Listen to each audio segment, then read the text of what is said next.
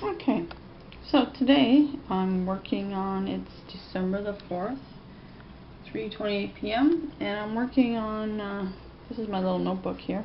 I like buying Garfield stuff, and I get these at the dollar store for $1. But this is my characters. I write down stuff. This is Martha Sampson 3, so this is the third piece of paper about her, and it's about chapter 2, and I just write down the main things that happened to her in that chapter, and this kind of helps me refresh the story as I go through it. I've got a page for each character that I write while I'm writing. Actually, I do this after I've written the story.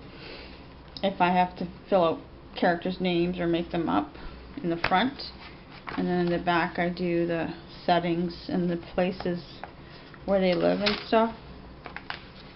Of course it's empty. I got a character profile, name, age, location, chapters, descriptions, details, home, family, friends, and pets. Those are the kinds of things I like to talk about.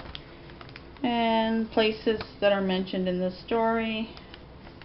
My map of the town of Fergus. I had to do this because I was talking about walking from so-and-so's house to someone else's house, and I kept getting confused as to where do they live. So I made myself a little map. We call these mind maps, and it helps you just to clarify where your characters are.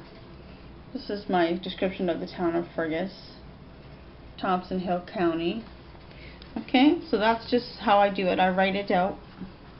As you can see, I started writing this back in July 2011. This is when I did the character profiles after I wrote the Grammys Magic Cottage.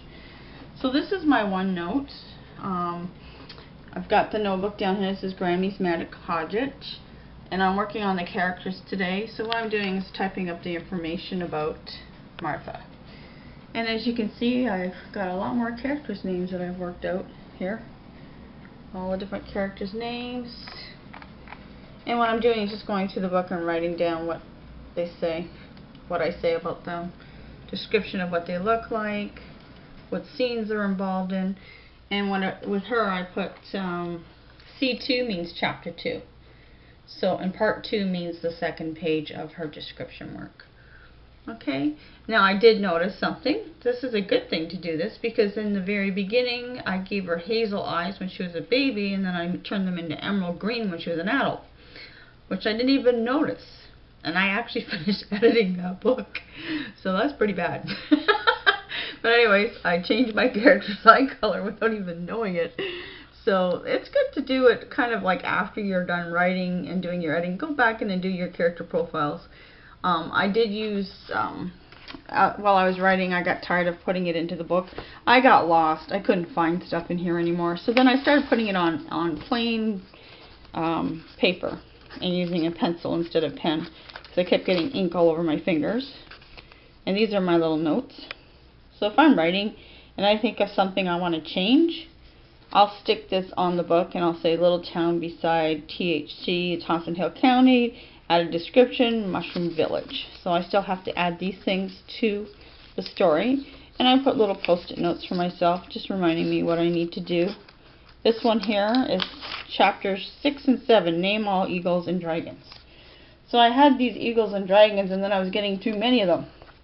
So then I started thinking that I should give them names, because they are characters in the story. This one was says Mary's age.